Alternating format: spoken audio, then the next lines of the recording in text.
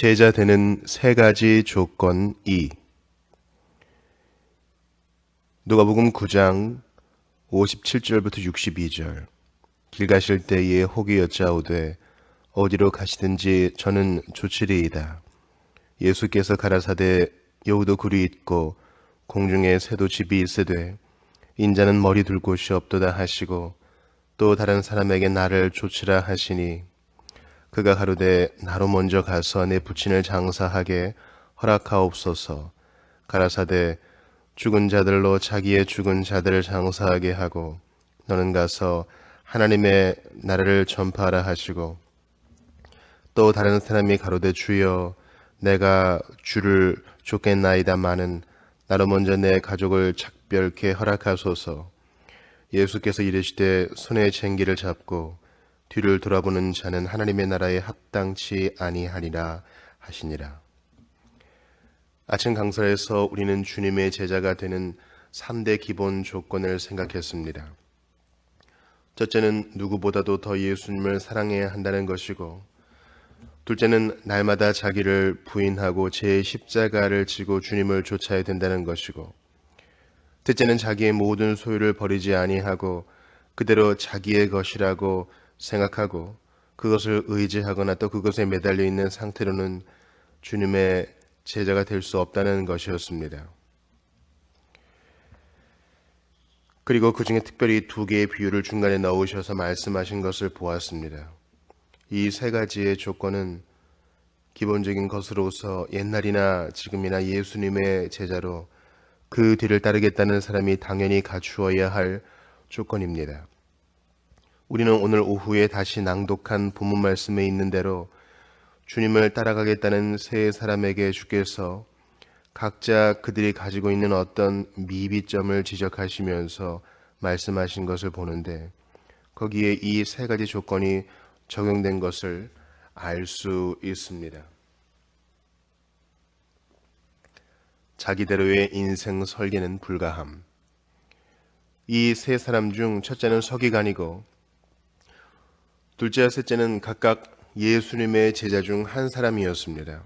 서기관은 이스라엘의 율법 전문가로 이스라엘 백성을 가르치는 사람이올시다. 이렇게 이스라엘 백성을 가르치는 서기관들은 대체로 바리새인과 합작해서 예수님께 저항해 가다가 마지막에 예수님을 살해하는 음모에도 가담했습니다. 그렇지만 바리새인이나 서기관들이 그렇게 모두 다 같은 감정으로 예수님을 대한 것은 아니었고, 예수님을 바로 깨닫고 알아보려고 하던 사람들도 있었습니다. 아마 여기 이 사람도 그 중에 한 사람이었던 모양입니다. 그래서 예수님께 어디로 가시든지 따라가겠습니다 하고 말씀드린 것입니다. 그때는 예수께서 앞으로 반년이나 되는 긴 여행길을 출발하시기 위해 갈릴리를 영별하신 직후였습니다. 그 여행의 최종 목적지는 예루살렘이올시다. 예수님의 생애 가운데 최종의 대단원의 일을 그곳을 향하여 가시려고 주님은 갈릴리를 영별하신 다음에 예루살렘으로 향해 가실 것을 굳게 결심하셨다고 했습니다.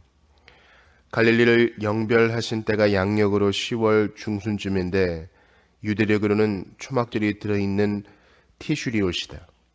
그때 예수님은 예루살렘을 향해서 올라가셨던 것입니다. 이런 때에 어떤 서기관이 나와서 예수님을 따라가겠다고 나섰습니다. 그는 비상한 중대한 각오를 하고 예수님을 좇기로 했으나 예수께서는 그가 좇으려는 목적이 율법을 더욱 연구해서 백성을 가르치는 학구의 생활을 하려는 데 있다는 것을 아시고, 지금 내가 나를 좇겠다고 하는데 너는 내가 가는 길이 어딘지, 내가 어떤 계획 가운데 움직이고 있는지에 대해서 잘 알지를 못하고 있다.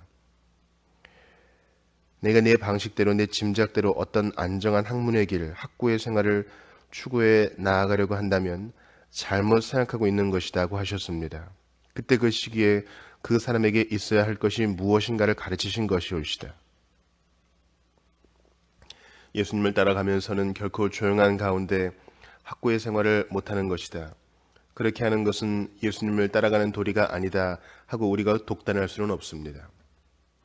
그러나 무릇 누구든지 예수님의 뒤를 따라가려고 한다면 예수님의 그 거룩하신 뜻과 계획, 그 경영하시는 바에 따라 따라가는 것이지 자기 마음대로 생활의 양태 혹은 자기 생활의 양자를 결정하고 따라가는 것이 아니올시다.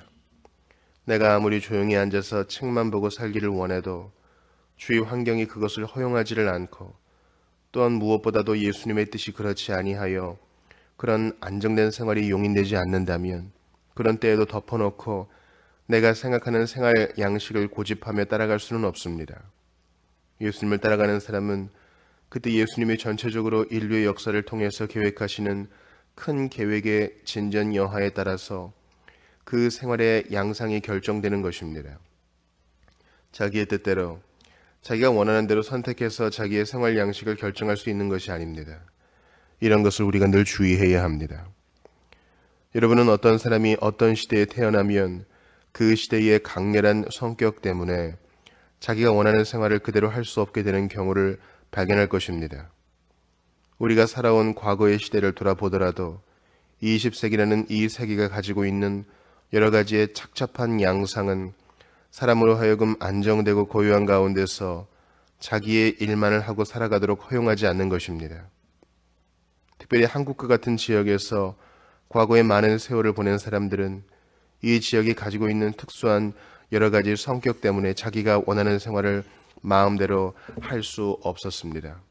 그러나 그런 속에서라도 주 예수 그리스도를 믿고 주의 뜻을 행하고 살아야 한다는 이 원칙은 변함이 없습니다.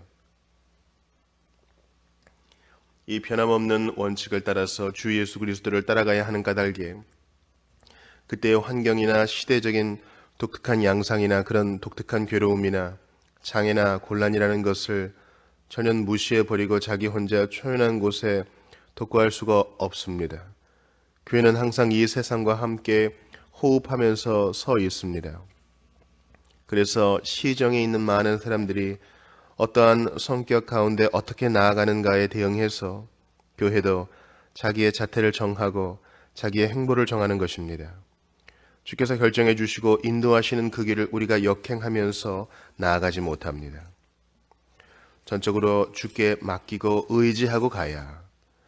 여기서 이 서기관이 예수님이 어디로 가시든지 따라가겠다고 할 때에는 예수님이 지금 가시는 길을 자기도 따라가겠다는 뜻입니다.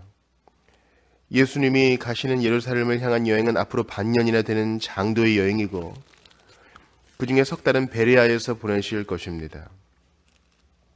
그러나 그는 이 여행의 성격이 어떠하고 그 종결이 어떠해야 될 것인지를 전혀 모르고 있습니다. 모르는 가운데 그런 이야기를 한 것입니다. 예수께서는 그가 가지고 있는 강렬한 경향을 아셨습니다. 그는 서기관이니까 율법학자로서의 길을 걷는 가운데 훌륭한 스승을 만나서 봉사하려고 그에게서 여러 가지 지식과 가르침을 받아가지고 그것을 전해 나가겠다는 생각을 가졌던 것입니다. 즉 그가 자기대로의 인생 설계를 가진 것을 예수께서 아셨습니다. 그래서 주께서 말씀하셨습니다. 내가 알아둘 것이 있다. 여우를 보면 그것이 변천무쌍하지만 제 굴을 가지고 있다.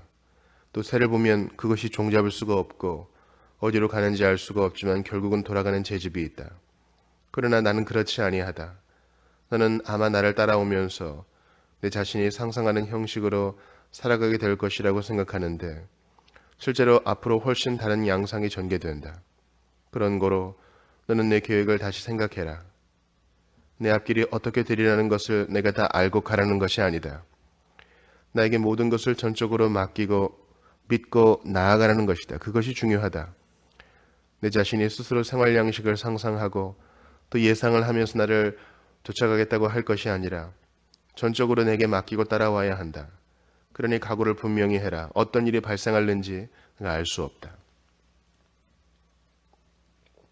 사실상 이 사람이 예수님을 끝까지 따라갔다고 하면 제자들과 같이 예수님이 십자가를 지고 가시는 데까지 따라갔을 것이고 그리고 그때 그 긴박한 위험 가운데서 모든 제자가 다 흩어진 것과 같이 그는 아마 도망했을지 모릅니다. 아무튼 주께서는 이 사람이 예수님께 대해서 어떻게 해야 할 것인지를 말씀하실 때 철저한 각성과 각오를 가지고 따라오거라 하시는 것입니다. 이 첫 번째 사람에게 주께서는 망대를 세우려고 하는 사람이 예산 없이 세웠다가 중도에 패한다면 무엇이 되겠느냐? 전쟁을 한다는 사람이 아무 준비 없이 전쟁을 시작했다가는 나중에 전부 망하지 않겠느냐? 그런 거로 너는 지금 나를 따라온다는 일이 얼마나 비상하고 중대한 성질의 일인가를 주의해서 깨닫고 거기에 상당한 각오를 가져라 하고 말씀하신 것입니다. 둘째 사람의 경우, 그 다음에 두 번째 사람의 경우가 오늘 읽은 누가복음 9장 59절 60절에 있는 말씀입니다. 이 사람은 이미 예수님의 제자인 것입니다. 또 다른 사람에게 나를 좇으라 하시니 주께서 다른 제자 중 한 사람에게 나를 좇으라고 하신 것입니다. 그러자 그 사람의 이론은 자기에게 노부가 계신데 아무래도 자기가 돌아와서 노부를 봉양하고 있다가 그가 돌아가면 장사를 지내고 그리고 와서 주님을 좇겠다는 것입니다. 그에게 주께서 말씀하셨습니다. 죽은 자로 저희 죽은 자를 장사케 하고 너는 나를 좇으라. 혹은 너는 와서 하나님의 나라를 전파하라. 이 사람은 마음속에 예수님을 좇으려는 소원이 있는 사람입니다. 또한 예수님의 제자로 자처하고 있는 사람입니다. 그러나 그러면서도 예수님을 좇는 사람이 마땅히 가져야 할 각성이나 각오가 결핍된 것이 그에게서 나타납니다. 주께서는 그것을 지적하셨습니다. 이런 경우에 사람들이 오늘날에도 많습니다. 주님을 따라가는 주의 제자요, 주를 믿는 사람이라고 자처하지만 그들에게서 주를 따라가는 사람이 가져야 할 결심이나 각오에 어떤 미비점이 발견되는 것입니다. 이 사람이 말하는 의취는 자기 아버지를 봉양하다가 장사를 지내고 오겠다는 것입니다. 물론 여기에 특별히 봉양이라는 말은 없습니다. 지금 자기 아버지가 죽어서 시체로 뉘어놓고 나와서 예수님께 이야기하는 것이 아닙니다. 그런 것이 아님을 우리가 개연적으로 생각할 수 있습니다. 그렇다면 그의 아버지는 아직도 살아 있습니다. 다만 아마 노후라서 얼마나 살고 돌아가실는지도 모르고 하니까 우선 돌아가서 봉양을 하고 그리고 저희 아버지가 돌아가신 후에는 예수님을 따라가겠다는 생각입니다. 이러한 자기의 프로그램을 가지고 그런 예수님께 이야기하는 것입니다. 그러나 사람은 어느 때든지 자기에게 무슨 환경이나 무슨 사정이 다 있어서 만일 자기의 그 환경이나 사정을 중요시하기로 한다면 어떤 다른 일이 오더라도 항상 그 다음으로 미루어 놓아야만 합니다. 그러니까 문제는 무엇을 더 중요히 여겼느냐 하는 것입니다. 그는 예수님을 따르는 일보다 자기 아버지에 대한 윤리적인 의무를 수행하는 것을 더 중요하게 여긴 것입니다. 그런 까닭에 저희 아버지의 노후를 돌아보다가 돌아가시면 장사를 지내고 그리고 나서는 자유로운 몸으로 예수님만을 따라가겠다는 것입니다. 어디까지나 자기의 생각을 말하는 것입니다. 예수님은 앞으로 6개월 후에는 돌아가실 것입니다. 그러한 프로그램을 예수님은 다 가지고 계십니다. 승천하실 기약이 가까우니 예루살렘으로 가기를 굳게 결심하셨다고 했습니다. 그러나 이 사람은 그 사실을 모르고 자기의 형편에만 맞춰서 생각하는 것입니다. 그러나 아마 우리 아버지가 돌아가시는 것을 보고 그 후에 따라가더라도 아마 넉넉히 따라갈 수 있을 것이다 하고 생각한 모양입니다.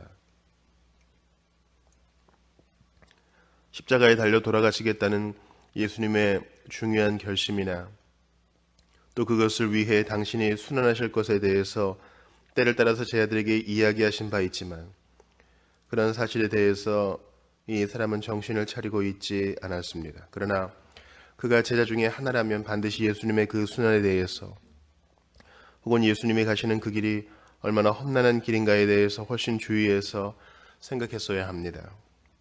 그런 노력은 별로 없이 그는 자기의 프로그램에 따라 예수님을 따라가겠다는 것입니다.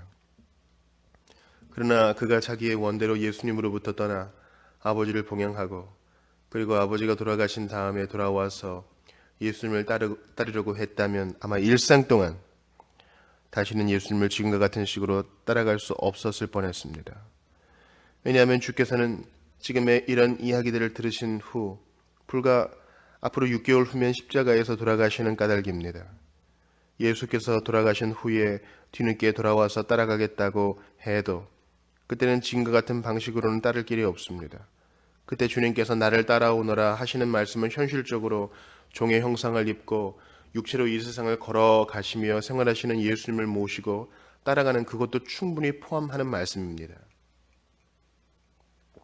그것 없이 정신적으로만 예수님을 따라갑니다 하는 것이 아닙니다. 그때는 도성인신하신 성자 예수님의 옆에서 항상 그를 모시고 거룩한 발자취를 따라 나아가는 것이 중요한 일입니다. 그리고 그 생활의 진전 여하에 따라서 이렇게도 하고 저렇게도 해야 할 것입니다. 과연 이 정도의 저급한 인식 상태 하에서도 그가 일생 예수님을 따라갈 수 있었을는지 의문입니다. 아무튼 어느 때든지 예수님을 따라가는 사람에게는 그 구실이 무엇이었든지 예수님을 따라가는 사실보다 더 큰 구실이 있어서는 안 된다는 것을 여기서 우리가 볼 수 있습니다. 그것은 오늘날도 마찬가지입니다.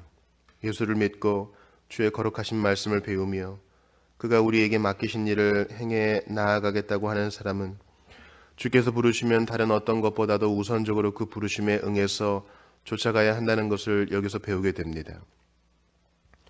따르는 데는 준비가 필요함. 예수께서는 또한 주를 따르겠다는 이 사람들에게 그들이 걸어야 할 길의 중대성을 거듭 일러주셨습니다. 너희가 지금 무엇을 하려고 하느냐? 전쟁을 하려고 하는 것 아니냐고 하신 것입니다. 전쟁은 잠깐 하다가 적에게 가서 교섭하여 담판하는 것이 아닙니다. 장기간이 걸리는 것입니다. 그런 거로 전쟁을 하려면 그만한 준비를 다 해놓아야 합니다. 그래서 예수께서는 만약 내가 준비를 하지 못했으면 상식적으로 판단해서라도 너는 어떤 방식으로든지 방어를 하고 있다가 내 힘이 자랐을 때 싸움을 해야 하는 것 아니냐. 힘도 안 자랐는데 덮어놓고 싸운다면 너는 괴멸할 수밖에 없지 않느냐 하고 말씀하신 것입니다. 즉 이 비유에 비추어 볼 때라도 너희는 지금 너희가 수행해야 할 일의 중대성이 얼마만 한가, 예수님을 따라간다는 일이 얼마나 막중한 일인가를 바로 깨닫고 거기에 상당한 각오와 준비를 해야 할 것이 아니냐고 하시는 것입니다. 예수님을 따라가는 일에는 항상 준비가 있어야 합니다.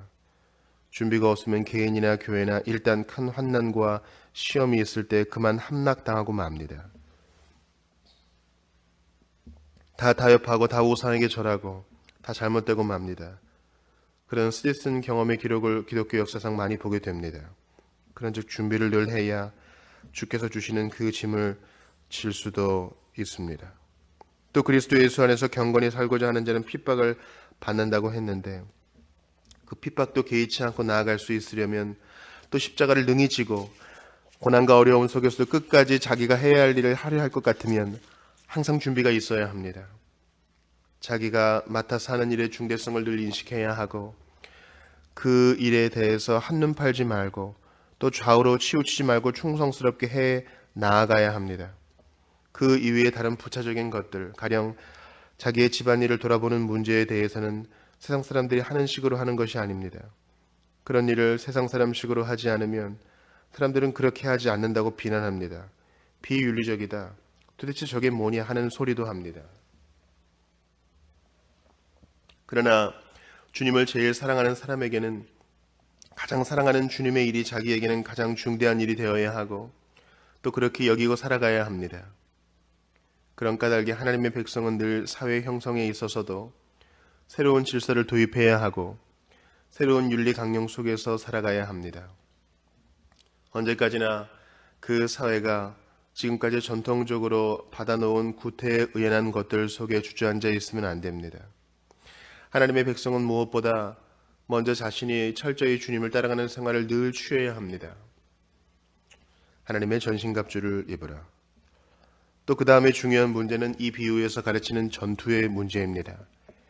우리의 씨름은 혈과 육을 대하는 것이 아니고 정사나 권세나 이 어둠의 세상 주관자들이나 공중에 있는 악한 영들을 대적하는 것입니다. 그러니까 그것을 우리가 잘 대적하려 하면 하나님의 전신갑주를 취해야 합니다. 이는 악한 날에 곧 우리가 사는 이 시기에 능히 대적하고 모든 일을 행한 후에 바로 서기 위한 것입니다. 나중에 바울 선생이 에베소에 편지를 보낼 때 그것을 깨닫도록 풀어서 썼습니다. 하나님의 전신갑주를 취해라 하고 그 전신갑주의 6가지 부분을 지적하여 말했습니다. 반듯하게 서서 진리로 허리띠를 띠고 의에 흉배를 붙이고 평안의 복음에 예비한 것으로 신을 신고, 그리고 무엇보다도 믿음의 방패를 가지고 악한 자의 모든 화전을 소멸하고 구원의 투구를 쓰고 또 성신의 검을 취해라. 이는 곧 하나님의 말씀이다. 이렇게 우리가 어떻게 무장해야 할 것을 가르치셨습니다. 이런 무장을 하고서야 내가 저 이만이라는 큰 수로서 굉장한 위세를 보이면서 몰려오는 적군을 대적할 수 있을 것이 아니냐. 화전을 가지고 멀리서부터 너를 향해 쏘면서 달려드는 적을 내가 능히 대적할 수 있으려면 철저한 준비가 있어야 할 것이 아니냐. 아무런 준비 없이 덮어놓고 싸움을 하겠다고 나아갈 수 있느냐고 하신 것입니다. 물론 우리는 그리스도 예수의 좋은 군사가 되기를 모두 바라는 것이고 또한 그것이 주께서 원하시는 바입니다. 왜 그러느냐 하면 우리가 항상 어린애로 살 것이 아니고 유치한 데서 벗어나서 장성한 사람 노릇을 해야 하기 때문입니다. 그래서 디모데와 같이 바울 선생의 훌륭한 동역자여 조수 노릇을 하던 사람에게 내가 그리스도 예수의 좋은 군사로 나와 함께 고난을 받을지니 군사로 다니는 자는 자기의 생활에 얽매이는 자가 하나도 없나니 이는 자기를 군사로 모집한 자를 기쁘게 하려 함이니라고 했습니다. 자기 생활에 얽매이지 말고 군사로 나를 소집해 가신 그분을 기쁘시게 해야 한다는 것입니다. 군사로 모집받는 것은 영광입니다. 국가를 보위할 때에는 장정을 소집하여 군문에 들어가 봉사하게 하는 것인데 이때 장정은 그렇게 할 만한 자격이 있는 사람이어야 합니다. 군사가 될 만한 장성과 성숙성이 있어야 하고 힘이 있어야 합니다. 그리고 또 군사가 돼서는 하나님의 전신갑주를 취하고 또 전술을 충분히 익혀서 성신의 검을 쓸 줄 알아야 합니다. 성신의 검은 덮어놓고 쥐고만 있으면 되는 게 아니라 그것을 가장 훌륭하게 효과 있게 써 나아가야 합니다. 이런 모든 준비를 갖추어 그리스도 예수의 좋은 군사로서 고난을 견뎌가면서 복무를 해야 합니다. 사람이 항상 전쟁만 하는 것은 아닙니다. 평소에는 평화로운 생활을 또한 영위해야 합니다. 평화로운 곳에도 또한 귀한 것들이 많이 있고 즐거운 것도 많이 있습니다. 그러나 일단 우리의 머리 되시는 분이 우리를 불러내시면 두말할 것 없이 거기에 응하여 지금까지 기뻐하던 것, 좋아하던 것, 즐거워하던 것을 다 뒤로 하고 소집을 따라 나서는 것입니다. 그리하여 나를 소집해 가시는 그분의 의사를 따라서 그분이 원하시는 대로 나아가서 바른 전쟁을 하여 승리를 해야 합니다. 여러분도 아시지만 교회가 가지고 있는 성격의 하나는 전투하는 것입니다. 정사와 권세와 어둠의 세상 주관자, 그 다음에는 하늘에 있는 악한 영들을 대적하는 것입니다. 우리의 적은 흑암 권세의 심장부, 가장 중요한 부분에 큰 권력을 가지고 있는 자들입니다. 우리는 이러한 적을 구분할 줄 알아야 하고 또 그 적의 전세를 파악할 줄 알아야 하고 그리고 맞이해서 싸울 줄도 알아야 합니다. 주를 따라가는 사람은 결국 전투하는 자리까지 갈 수밖에 없습니다. 그런데 훈련을 받지 않아서 전투를 할 줄 모르는 사람이 그런 자리에서 어떻게 싸움을 할 수 있겠습니까? 그런 고로 주를 따라가려면 먼저 그리스도 예수의 좋은 군사가 되기 위하여 주께로부터 미리 여러 가지 훈련을 받을 것을 각오하고 가야 합니다. 예수를 믿고 주의 제자로 자처하고 나아가려 하면서도 아직 군사로서 충분히 무장이 안 되어 있으면 우선 먼저 무장을 하고 전선에 나갈 수 있도록 지금부터 훈련을 받아야 할 것입니다. 하나님의 말씀을 쓰는 것이나 자기가 무장을 하고 활동을 하는 것이나 필요한 모든 훈련을 받아 준비를 제대로 갖추어야 합니다. 그런 거로 주님은 이러한 것들을 각오하고 굳은 결심을 가지고 나를 따라오너라 하고 말씀하신 것입니다. 그렇게 하려면 기본적으로 주를 더 사랑해야 하고 제 십자가를 날마다 지고 자기를 부인하고 주를 따라가야 한다. 그리고 자기에게 있는 모든 소유, 그것이 물질이었든지 정신적인 것이든지 그것을 가장 귀한 것으로 여기지 말고 가장 사랑할 분은 그리스도 예수요. 가장 중요한 일은 그가 분부하신 일임을 알아야 합니다. 기도. 거룩하신 주님이여, 저희를 극진히 사랑하시사 주의 것으로 부르시고 주님의 자녀가 될 뿐 아니라 주의 백성으로 주의 제자로 주의 뒤를 따르게 하셨나이다. 하늘 영광의 보좌에 앉아 계시사 그 나라를 다스리시고 크신 경영을 하시는 주께서 이 세상에 저희를 두시어 세상의 많은 세력과 또한 공중에 있는 흑암의 권세가 합작해서 주님의 자녀, 주의 백성에 대해서 항상 싸움을 걸어오고 또 그 가는 길을 저지하고자 큰 방해를 놓고 해치고자 하는 일이 비일비재인 이 세상과 인류의 역사 위에서 저희가 살면서 어둠의 세력을 대적하게 하셨나이다.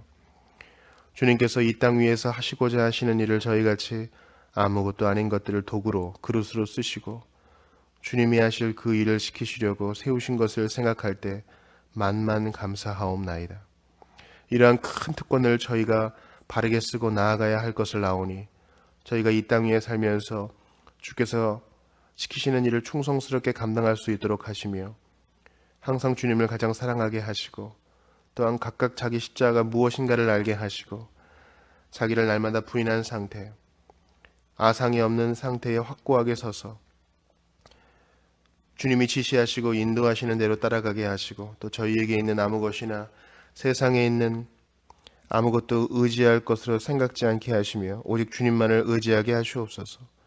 그리고 주께서 베푸신 은혜를 저희가 바로 받게 하시사 은혜가 은혜로워서 그것을 의지하는 일이 없게 하시고 오히려 그것이 저희를 붙들어서 주님만을 의지하게 하시고 그렇게 주를 의지하면서 저희의 길을 걷게 하시옵소서.